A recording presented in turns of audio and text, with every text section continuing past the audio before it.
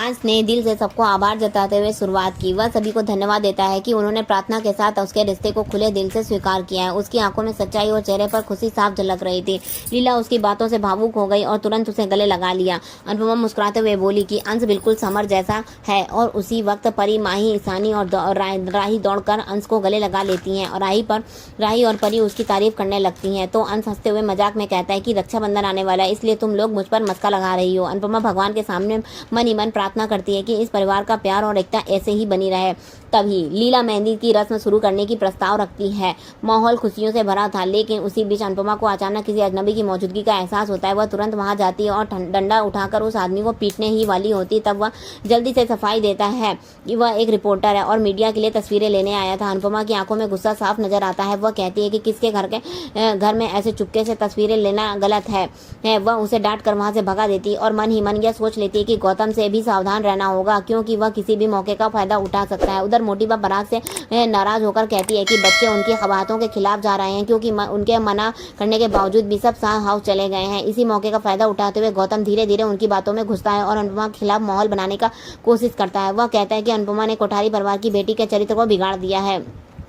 यह सुनकर पराग का गुस्सा फूट पड़ता है। वह सख्त लहजे में कहता है कि हमारे घर की बहू बेटियों पर उंगली उठाने की हिम्मत दोबारा मत करना, वरना हाथ उखाड़कर फेंक दूंगा। गौतम तुरंत डरने का नाटक करता है, जिसने मोटी बाँ हैरान हो जाती है। वह आंसू बहाते हुए वहां से चला जाता है, लेकिन उसके चेहरे पर एक छुपी हुई चालाकी की झलक रही थी। दूसरी ओर अनुपमा प्रार्थना को समझाते हुए कहती है कि उसे सिर्फ सगुन की मेहंदी लगाई जाएगी, क्योंकि गर्भवती महिला को मेहंदी नहीं लगाई जाती। लीला सबको नाचने के लिए कहती है और अनुपमा मंच पर डांस शुरू करती है। राही थोड़ी नाराज होकर किनारे हो जाती है, लेकिन प्रेम आकर उसे लेकर डांस में शामिल कर लेता है। धीरे धीरे पूरा माहौल संगीत में ठहाकों से भर जाता है। अनुपमा, राही, प्रेम और अंश और प्रार्थना मिलकर थिरकते हैं। तभी मनोहर जी वहां आते हैं और सभी को देखकर खुश हो जाते हैं और अनुपमा और राही जाकर उनके पैर छूकर आशीर्वाद लेती हैं। इस बीच ही सरिता का फोन बजता है और वह किसी से बातचीत में लग जाती है। डांस पूरा होने के बाद प्रार्थना की मेहंदी खराब हो जाती है। वह बेचैन होकर कहती है कि शादी की पहली रस्म में ही मेहंदी का खराब होना अच्छा सुगुन नहीं है। अनुपमा उसे शांत कराती है और मुस्कुरा कर कहती है कि हथेली पर लगी मेहंदी इतनी गहरी भी नहीं रचती कि उसके खराब होने की किस्मत बदल जाए। वह धीरे धीरे मेहंदी को ठीक करती है और समझाती है कि गृहस्थी का मतलब ही बिगड़ी चीजों को सही करना है। प्रार्थना उसकी बातों से खुश हो जाती है और उसे गले लगा लेती है। लीला सबको खाना खाने के लिए बुलाती है, जबकि उधर मोटी पराग के ताने मारते हुए कहती है वह इस तरह दामाद का अपमान नहीं कर सकता। पराग दो टूक कहता है कि अब हमारा दामाद नहीं है। मोटी बा कहती है कि वह अब हमारा बिजनेस संभाल रहा है, लेकिन पराग का जवाब था गौतम को बिजनेस पर ध्यान देना चाहिए, ना उसके निजी रिश्तों में दखल देना चाहिए। ये सारी बातें गौतम चुपचाप सुन रहा होता है। मोटी बा कहती है कि जमाई जी की वजह से ही आज उनका बिजनेस इस मुकाम पर पहुंचा है और शादी के बाद प्रार्थना को अपनी गलती का एहसास होगा। वह तंज कसते हुए कहती हैं कि जैसे अनुपमा को शादी नहीं चली, वैसे ही प्रार्थना की भी नहीं चलेगी। यह सुनकर गौतम के चेहरे पर एक चालाक मुस्कान फैल जाती है। पराग नाराज होकर कहता है कि एक माँ को अपनी बेटी को खुश देखना चाहिए, ना कि उसे बदुआ देनी चाहिए। लेकिन मोटी बा अपने शब्दों पर अड़ी रहती है और वह कहती है कि एक दिन प्रार्थना वापस आकर जमाई जी से माफी मांगेगी। यह कहकर कि वह वहां से चली जाती है और गौतम मन ही मन सोचता है कि इस घर और प्रार्थना की किस्मत में स्थायी जगह बनाएगा। उधर राही अनुपमा को जसप्रीत और भारती के साथ हंसते हुए खुश होते हुए देख जलन महसूस करने लगती है। प्रेम सबके लिए जूस लेकर आता है। तभी बाकी चुपके से राही के मन में कान में जहर घोलती है। वह कहती है कि मम्मी के रिश्तों का रिप्लेसमेंट ढूंढने में समय नहीं लगता। तुम्हारी और माही की जगह जब जसप्रीत और भारती ले लेती हैं तो ये दोनों ऐसे बर्ताव कर रही हैं जैसे मम्मी की सगी बेटियां हो। राही का चेहरा कसैला हो जाता है। उसके मन में पुराना दर्द जाग उठता है। उसे याद आता है कि उसकी शादी में मम्मी की मेहंदी लगवाने को समय नहीं था, जबकि अंश की शादी में वह पूरी तरह एंजॉय कर रही थी।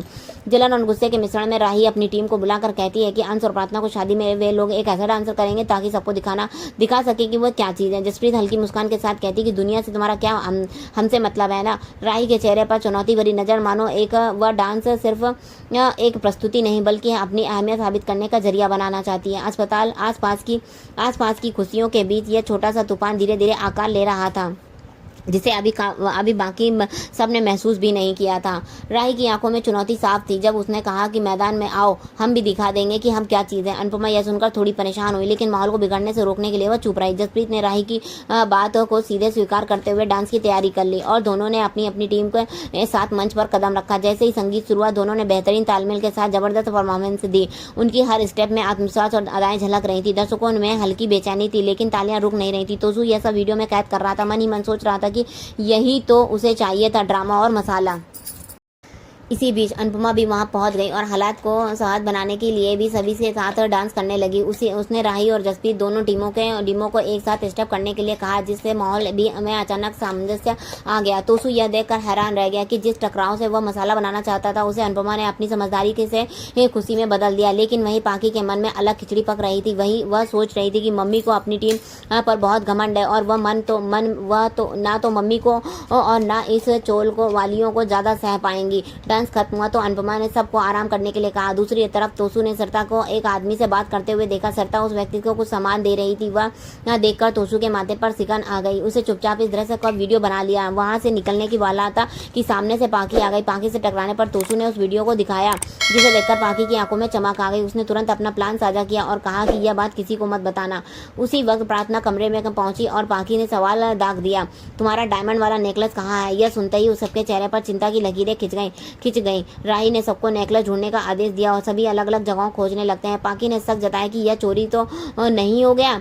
राही ने कहा कि घर से कौन चोरी करेगा, लेकिन पाकी ने डरता से कहा कि अगर यह नहीं मिल रहा है तो इसका मतलब चोरी ही हुआ है। इसी दौरान सरता नाश्ता लेकर आई और सबको खिलाने लगी। उसने अनुपमा को भी खाने के लिए कहा, लेकिन अनुपमा ने उसे आराम करने की सलाह दी। सरता ने मुस्कुराकर कहा कि तुम्हारा परिवार ही हमारा परिवार है। तभी पाकी वहां आई और व्यंग में बोली कि अगर ऐसा है तो अपने ही परिवार में चोरी कौन करता है? तभी सभी चौंक गए। पाकी ने बताया कि प्रार्थना का नेकलेस गायब है। किंजल ने कहा कि उन्होंने हर जगह खोज लिया लेकिन नहीं मिला।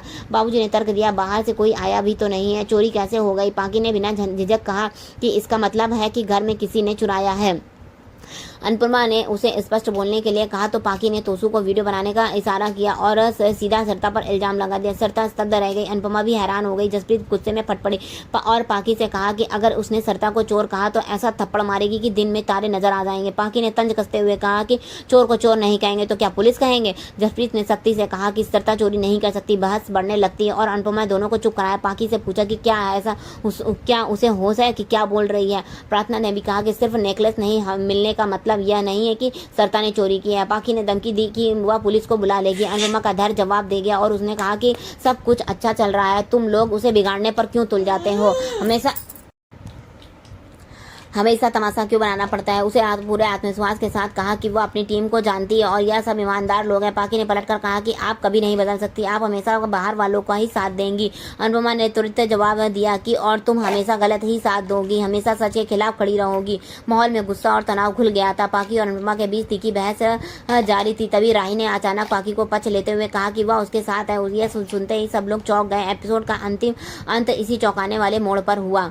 अगले एपिसोड की झलक में दिखाया गया कि सरता आंसुओं के साथ सफाई देती है और अनुपमा दृढ़ स्वर में कहती है कि उसे उस पर पूरा भरोसा है। पाकी अनुपमा के सामने सरता की वीडियो दिखाती है जिसमें वह उस आदमी को से बात कर रही होती है। राही चेतावनी देती है कि अगर यह बात बाहर गई तो ये डांस सब प्रतियोगिता से बाहर हो जाएंगे। सरता उसी आदमी को फोन करके बुलाती है और पाकी मौका पाकर के उसका सामान चेक करने लगती है। माहौल में तनाव और रहस्य का रंग गहरा होता जाता है, जबकि हर कोई सोच रहा है कि आगे क्या सच सामने आएगा। तो आगे का वीडियो देखने के लिए बने रहे हमारे चैनल पर नए हैं तो सब्सक्राइब कीजिएगा। वीडियो को लाइक कमेंट शेयर करना बिल्कुल मत भूलिएगा। राधे राधे।